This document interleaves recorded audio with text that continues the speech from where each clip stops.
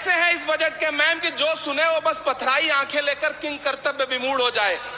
लेकिन झील में पानी बरसता है हमारे देश में, झील में पानी बरसता है हमारे देश में, खेत पानी को तरसता है हमारे देश में, जिंदगी का हाल खस्ता है हमारे देश में, दूध महंगा खून सस्ता है हमारे देश में। मैम, रोजगार, महंगाई, किसान, मनरेगा, पेट्रोल डीजल के दाम, गैस सिलेंडर के दाम, फसलों की एमएसपी की गारंटी, इन सब जन सरोकार की बातों से इस बजट का कोई लेना देना नहीं। हमारे ट्रेजरी बेंच के साथी हंगामा कर रहे हैं। मैं तो कहना चाहता हूं मैम, वो एक बार इनके एक नेता एक गांव में गए और उन्होंने गांव में कहा कि गांव वालों आओ, मैं तुम्हारी समस्याएं समाप्त करना चाहता हूं। गांव वाले इकट्ठा हो गए। नेताजी ने गांव वालों से कहा बताओ तुम्हारी दो समस्याएं बताओ, मैं दोनों समस्याओं का यहीं पे समाधान करूंगा।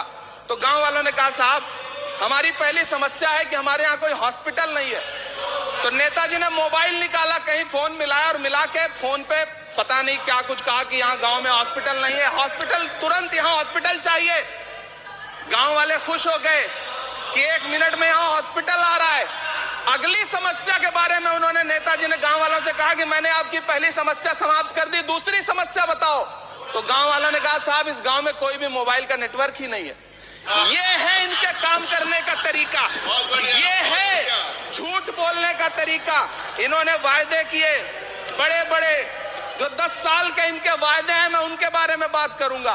वायदों से ज्यादा इनके नारों पे बात करूंगा। पहला नारा था बहुत हुई महंगाई की मार, अब की बार मोदी सरकार। आइए इस नारे की समीक्षा करते हैं। पेट्रोल, डीजल, गैस, ये तो बड़ी बड़ी बातें हैं।